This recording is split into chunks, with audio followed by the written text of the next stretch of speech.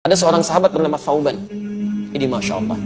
Thauban ini rajin sholat berjamaah, Pak. Sahabat Nabi, sangat soleh, rajin ibadahnya, dan tidak pernah meninggalkan ibadah di masjid. Dan posisinya selalu pojok kanan. Pojok kanan. Tapi niatnya bukan ingin mojok.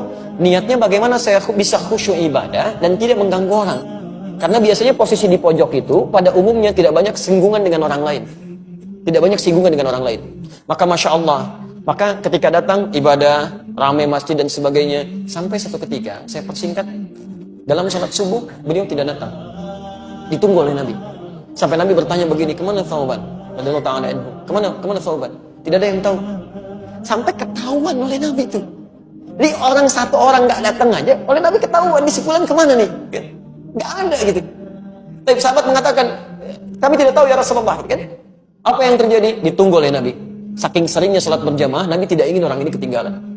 Ditunggu sampai agak kemudian melewat, waktunya mulai berlanjut, diputuskanlah untuk dilakukan sholat. Ya, karena dikhawatirkan habis waktu subuhnya. Sholat ditunaikan, selesai menunaikan sholat, diputuskan untuk menengok sahabat tadi. Perhatikan, orang sering ke masjid, tidak ada di masjid, Nabi masih mengajak sahabat untuk menengok.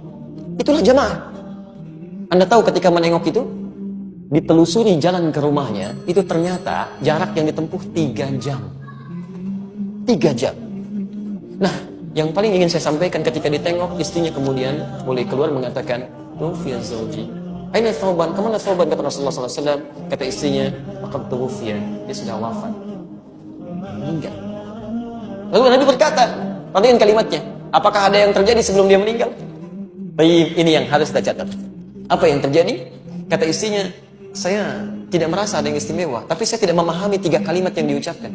3 kalimat. Nah, apa itu? Nah, ini hikmahnya yang harus kita tangkap. Sebelum beliau meninggal dalam sakaratul mautnya, beliau mengatakan, kenapa nggak lebih jauh lagi? Katanya.